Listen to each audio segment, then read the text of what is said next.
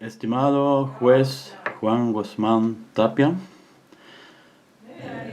yo me llamo Henry Campbell y hemos estado juntos ahora 3 días con un intensivo trabajo en relación a la entrega del premio Edelstam. Y yo entiendo que estás cansado y ahora vas a volver a Chile, pero quiero aprovechar hacer algunas preguntas por parte de la Fundación Harald Edelstam antes que viajas.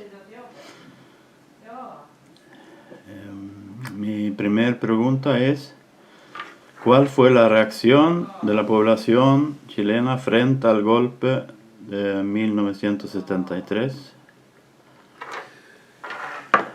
Esa pregunta o ese tema requiere de cierta distinción. En Chile hay una clase baja, o había más bien, muy importante. Era una clase trabajadora, era una clase de menor conocimiento de estudios, y era una clase que también tenía menos comodidades, como ocurre en tantas partes del mundo.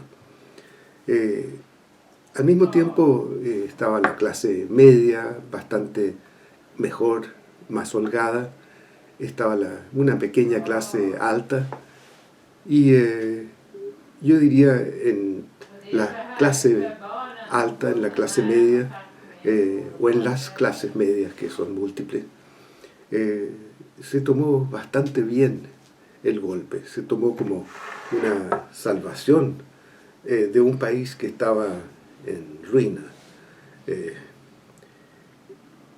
En relación a la clase baja, a la de los trabajadores, a la de los cesantes, a la de las personas que tienen que andar 1 hora y media en la mañana y 1 hora y media o 2 en las tardes al ir y al regresar del trabajo, y que en el caso de las mujeres trabajan todo el día y regresan a sus casas para continuar trabajando.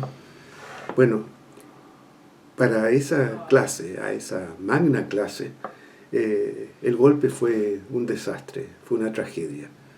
Implicó un salvoconducto para miembros de las Fuerzas Armadas para entrar en las casas, en las chozas, en las mediaguas, rompiendo las puertas con patadas y sacando a la gente, molestándola, hiriéndola y en muchos casos hasta disparándole.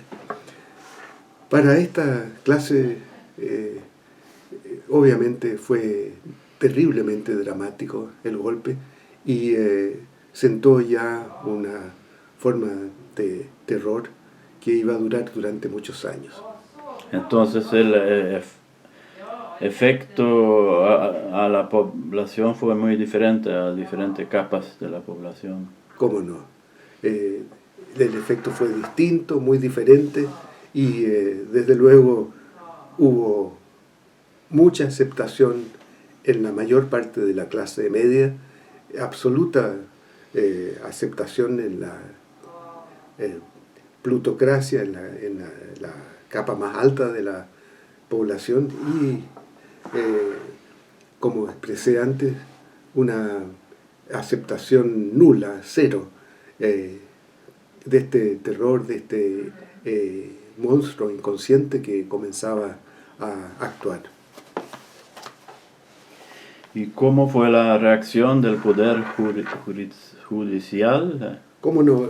La reacción del Poder Judicial en relación a aceptar la dictadura fue inmediata. El presidente de la Corte Suprema dio un apoyo total, y los miembros de la Corte Suprema, al día siguiente de este apoyo total que dio el presidente de la Corte Suprema, ratificó este apoyo. Esto significó que ya de partida iba a tener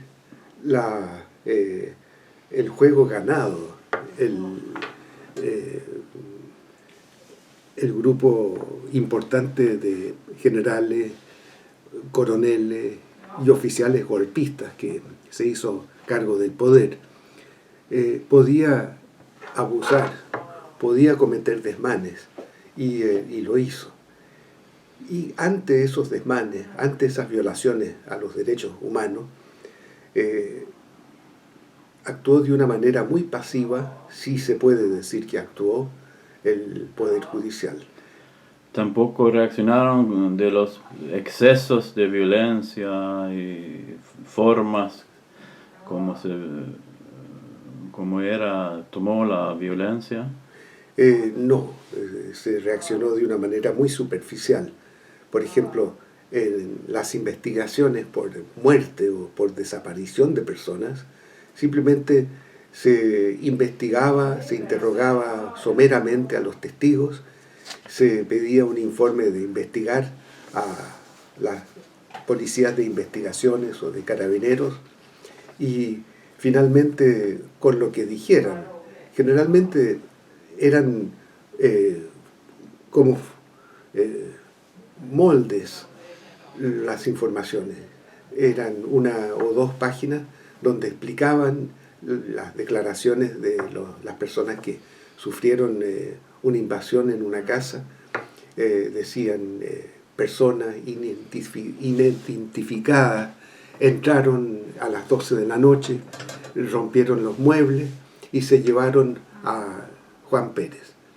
Eso era más o menos lo que decían y terminaba la investigación policial diciendo, por lo tanto, no se ha podido determinar quiénes fueron las personas que entraron al domicilio de los afectados. Solamente se sabe que Juan Pérez desapareció y fue introducido en la maleta de un auto. Más antecedentes se aportarán oportunamente. Y nunca se aportaron más antecedentes. Simplemente todos esos procesos fenecieron. Terminaron en lo que se denomina un sobreseimiento.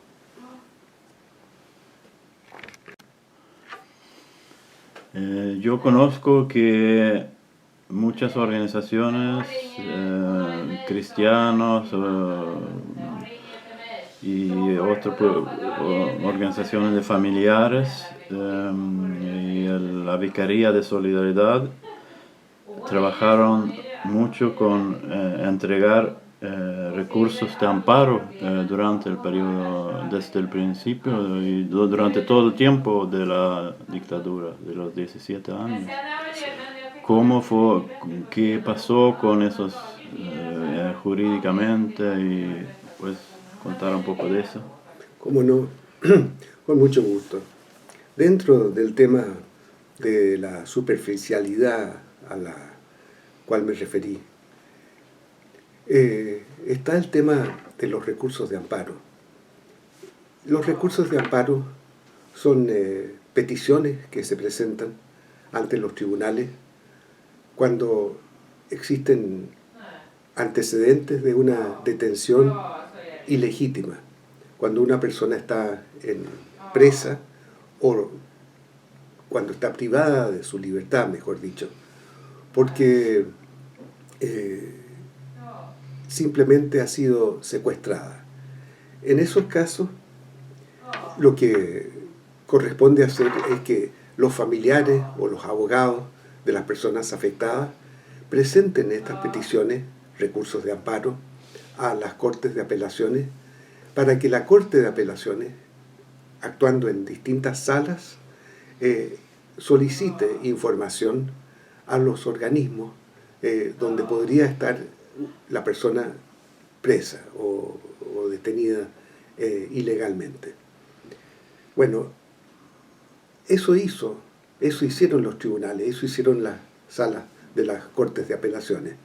Pidieron información a la DINA, órgano represor, a Carabineros, órgano represor, al CENDEC, órgano que tenía antecedentes de todas las personas que estaban detenidas en Chile, a la a las intendencias, a las gobernaciones. ¿Y qué obtuvieron? Una lacónica respuesta en el sentido de que no sabían nada acerca de las personas que estaban desaparecidas. Y con eso, con esa información, se conformaban las salas, se conformaban los miembros de las salas de las Cortes de Apelaciones y desechaban, esto es, rechazaban los recursos y los archivaban, simplemente aduciendo que no había antecedentes suficientes para estimar que la persona estaba detenida ilegítimamente. Entonces, con eso y con las investigaciones en juzgados criminales acerca del posible homicidio o desaparición de estas víctimas, con todos estos antecedentes se fueron formando legajos y la Vicaría de la Solidaridad, una oficina destinada a saber qué era lo que había pasado con las víctimas y a seguir la historia de lo que continuaba pasando, fueron haciendo archivos hasta tener la mejor oficina de inteligencia que había en Chile, en el sentido de quiénes fueron las personas afectadas, por quiénes fueron afectados, y cuáles fueron las actuaciones que se realizaron por los tribunales. Y con esta base de datos más tan importante, se logró después ayudar a los tribunales de justicia a averiguar con mayor facilidad dónde, quiénes, cuándo habían sido las personas privadas de su libertad ilegítimamente y por quiénes. Así que lo que resultó siendo inoficioso e inútil en un comienzo, porque fue una actuación superficial y de poco coraje por los tribunales, esto se sirvió de base de datos muy útil para hacer las investigaciones cuando ya había terminado la dictadura.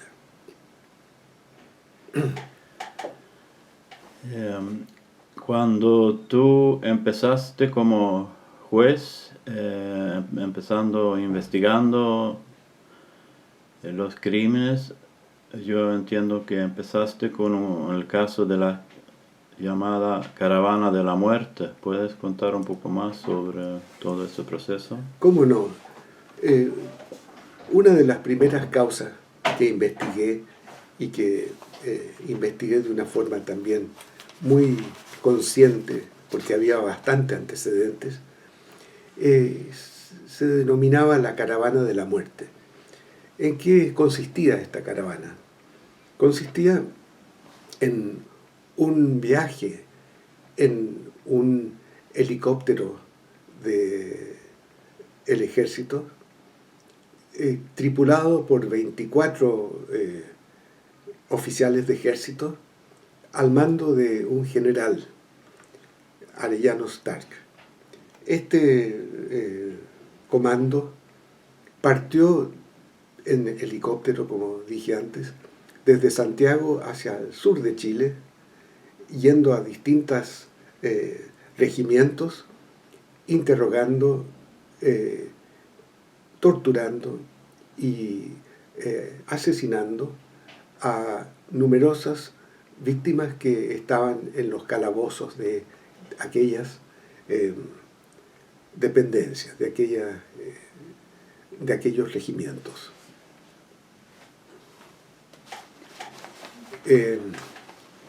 Una vez que hizo su recorrido por el sur y hubo muchísimas víctimas, continuaron unos días más tarde hacia el norte de Chile, hacia las ciudades del norte del país.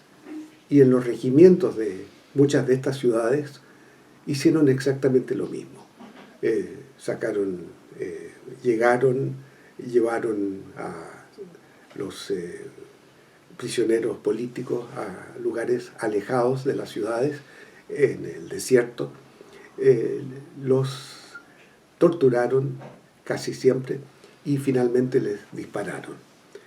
Mataron aproximadamente unos 90 y tantos prisioneros políticos.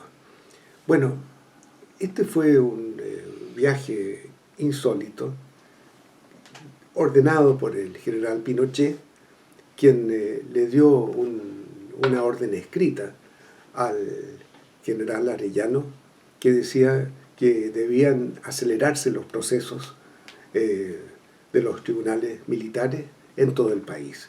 Esa era la misión. ¿Y cómo se cumplió esta misión?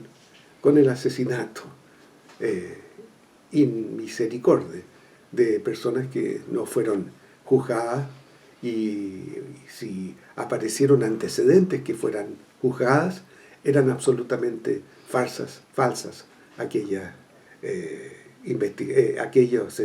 sentencia. Esta caravana de la muerte sirvió para dar dos mensajes.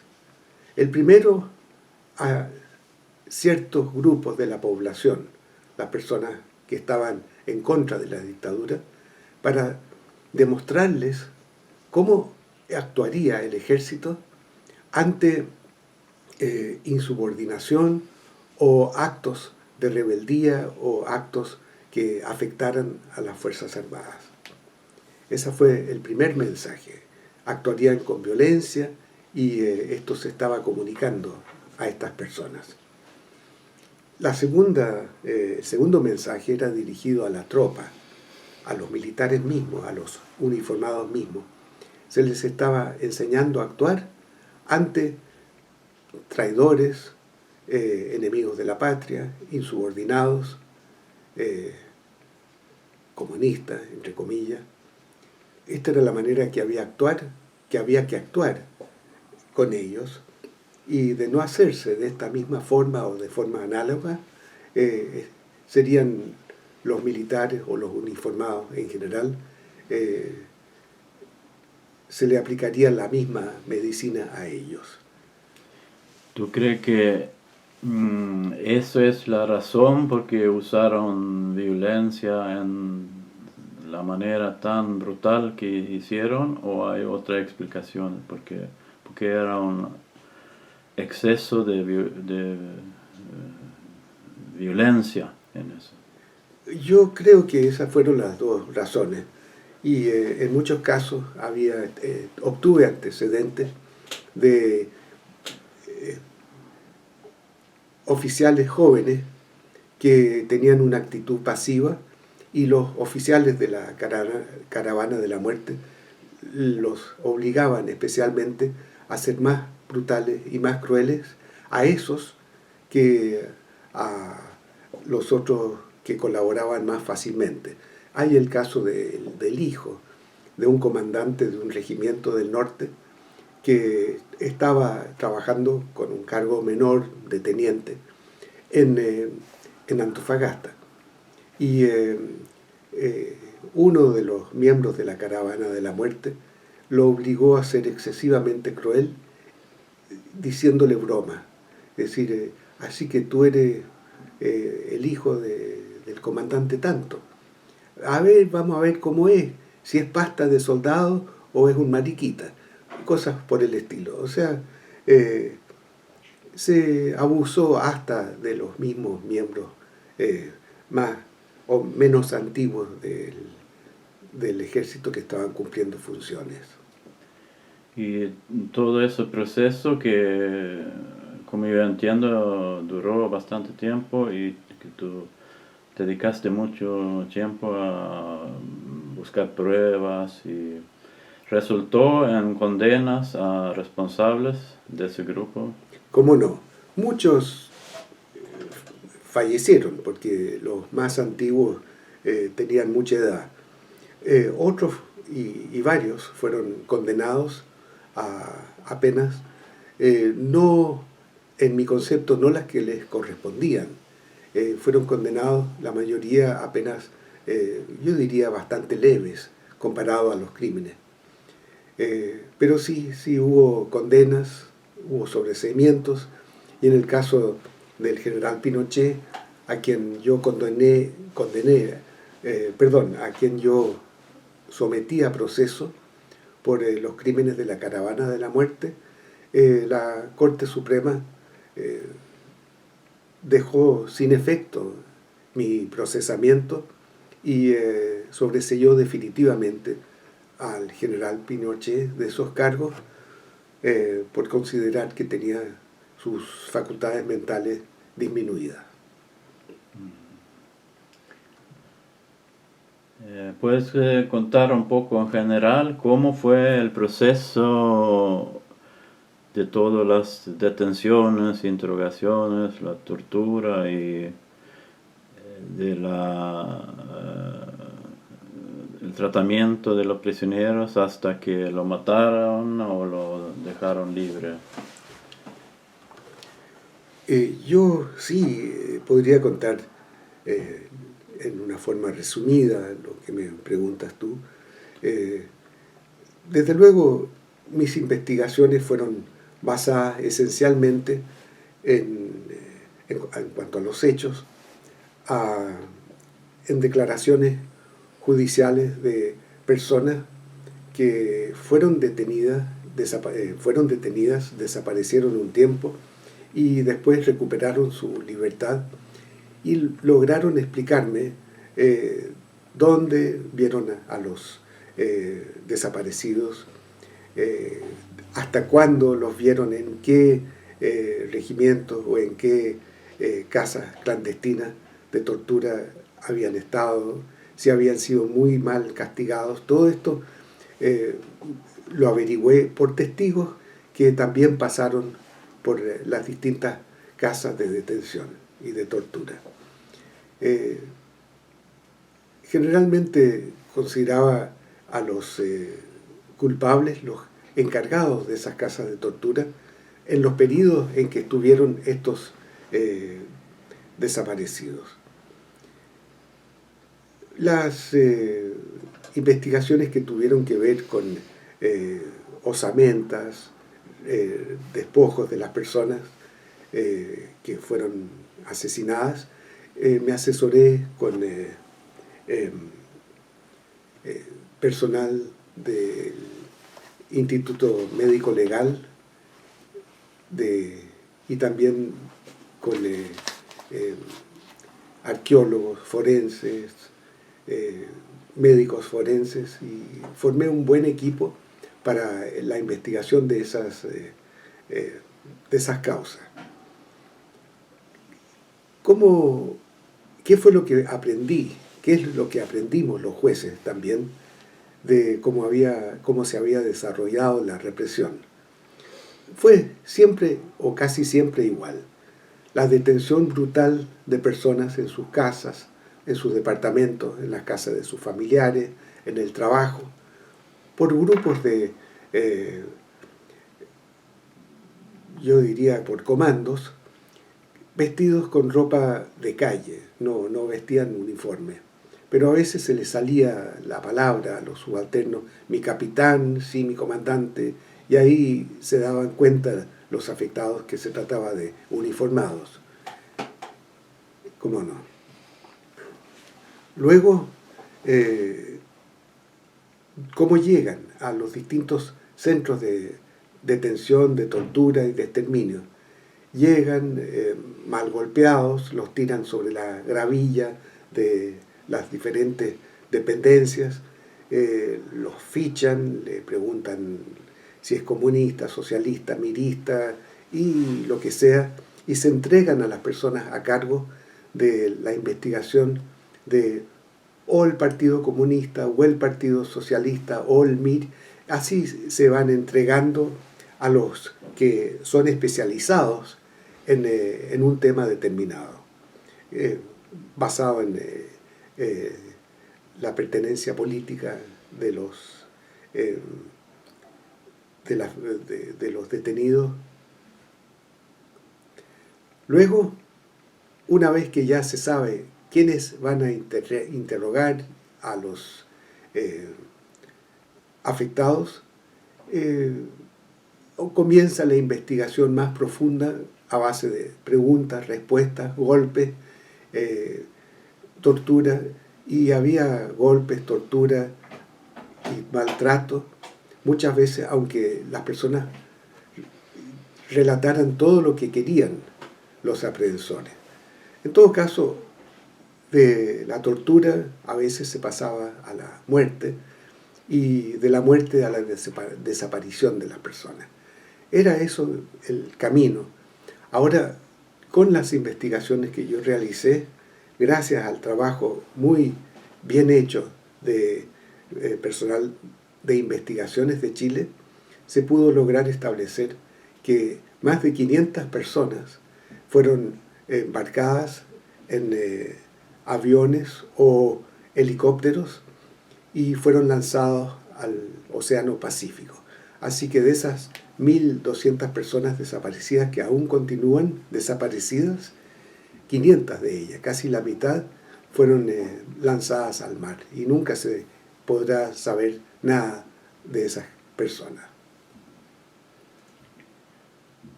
¿Considera que lograron efectuar justicia? Se logró efectuar justicia, sí, pero no en el grado que debió haberse efectuado. Las causas empezaron a investigarse varios años después de cometidos los hechos, 20 años, 25 años después. Entonces, en muchos casos ya no quedaban rastros. Desde luego, en lo que se refiere a las torturas, en cuanto a las torturas ya eran muy pocos los que presentaban rasgos o vestigios de tortura. Así que en cuanto a la tortura no se logró establecer mayormente que existiera. En cuanto a homicidios, sí, hubo bastante justicia, se pudo determinar que fueron muertos con fusiles, con balas de ejército, y se pudo determinar también por quiénes fueron las personas que colaboraron en esos crímenes. En cuanto a la desaparición forzada de personas, se pudo determinar también quiénes eran muchísimos de los malhechores que cometieron esos crímenes y de la forma como la cometieron. Yo diría que se logró hacer bastante justicia, no toda la justicia que pudo o que debió hacerse. Y como yo he entendido, otro efecto del trabajo tuyo y de otro es que se abrió la posibilidad de abrir más otras personas, otros jueces, otras personas siguieron haciendo justicia. ¿Cómo no?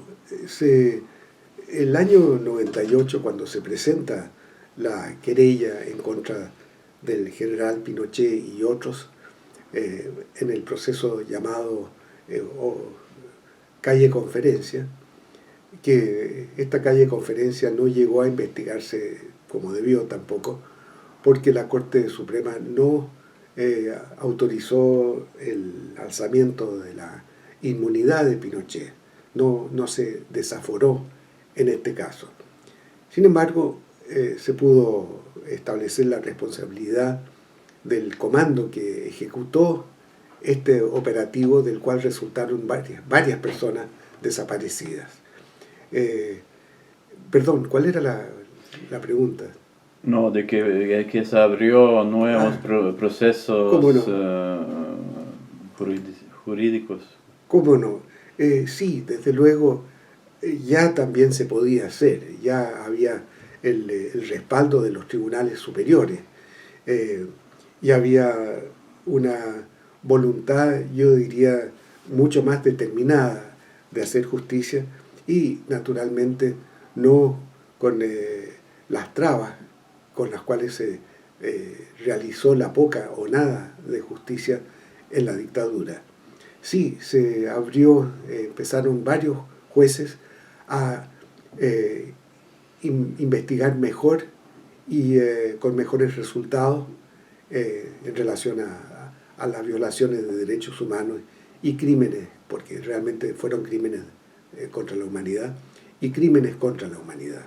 Y eso sigue también actualmente. Se sigue permanentemente, hay nuevos procesamientos, se saben de nuevas sentencias que son condenatorias. Sí, ha habido aproximadamente como 1000 encargatorias de reo. Ha habido aproximadamente, y quizás más hoy, más de 200 condenas. Y actualmente, por los antecedentes que tengo yo, hay más de 80 personas uniformadas cumpliendo penas muy altas, algunas penas de 1 o 2 penas de presidio perpetuo, y así penas de muchísimos años, más de 100 años en algunos casos, y por lo tanto se ve que en las causas más importantes ha habido mayor actuación, o sea, mayor penalización por esos delitos.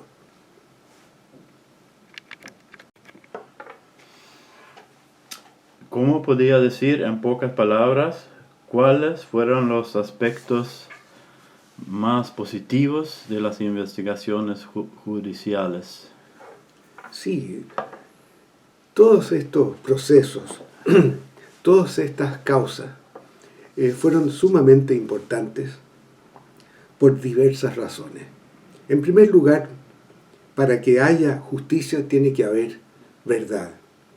Gracias entonces a estas investigaciones se logró saber cuál fue la verdad del régimen militar, cuáles fueron los crímenes cometidos y en general la naturaleza de estos crímenes. Esto es, si fueron crímenes corrientes o si realmente se trató de crímenes de lesa humanidad. Además de la verdad, a través de la verdad y de las investigaciones severas que se realizaron, se pudo determinar y se pudo hacer justicia. Esto es, darle a cada cual lo que le corresponde. A quienes eran personas inocentes de los cargos, se les absolvió, pero a aquellos eran culpables, se les condenó. Hubo entonces también justicia. Se les indemnizó a las víctimas como a personas torturadas o a los familiares de las víctimas torturadas, muertas o desaparecidas, se les indemnizó también. Se ha dicho que las indemnizaciones no son las que hubieran correspondido.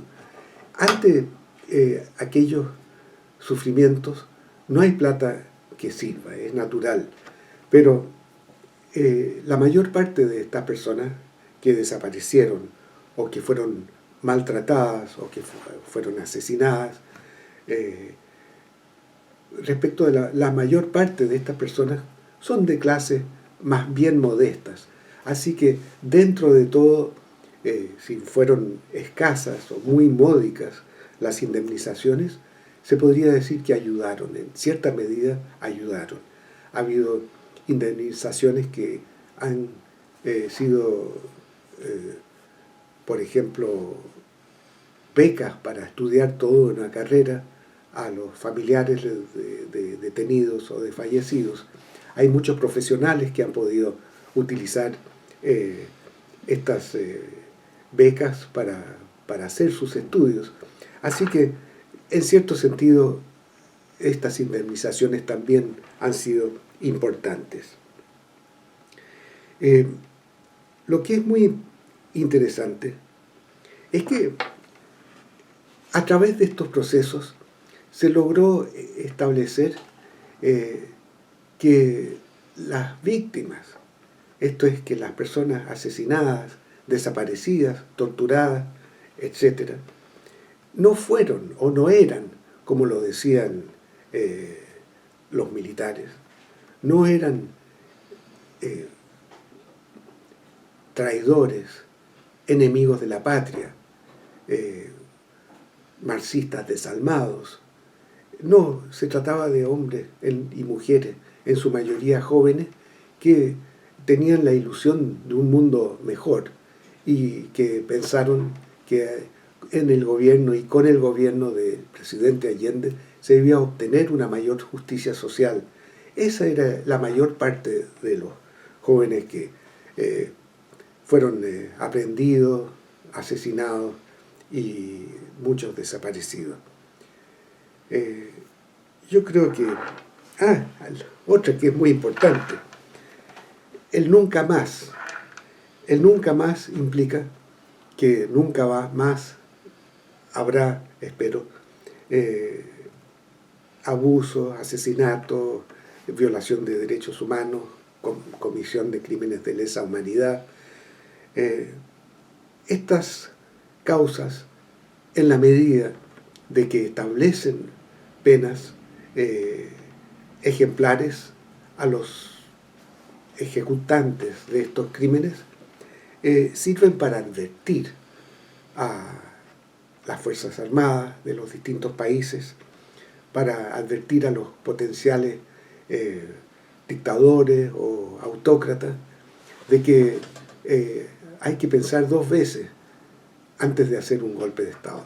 Un golpe de Estado no es lo que mucha gente se imagina, un simple cambio de gobierno.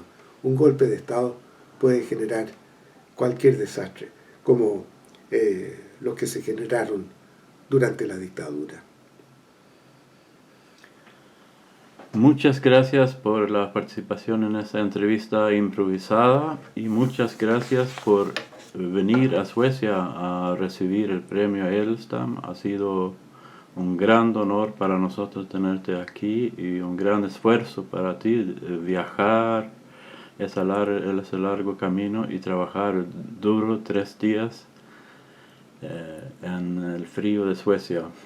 Muchas gracias, han sido días muy gratos, he estado muy contento, hemos hecho, como dicen en Chile, hemos practicado la amistad y he tenido el gusto de conocer a toda la gente, tanto los que trabajan por esta fundación Edelstam, tan noble y con principios tan importantes y basados en la doctrina que formuló por primera vez en el mundo de la protección del derecho de ser defendido de las personas, que fue creada, yo estimo, por lo que he sabido, que fue creada por el embajador Edelstam. Así que muchas gracias por el premio, que es un estímulo para mí, para seguir en estos temas tan importantes y para nuevas personas en distintos campos. Es un premio y un estímulo para seguir trabajando en beneficio de la gente.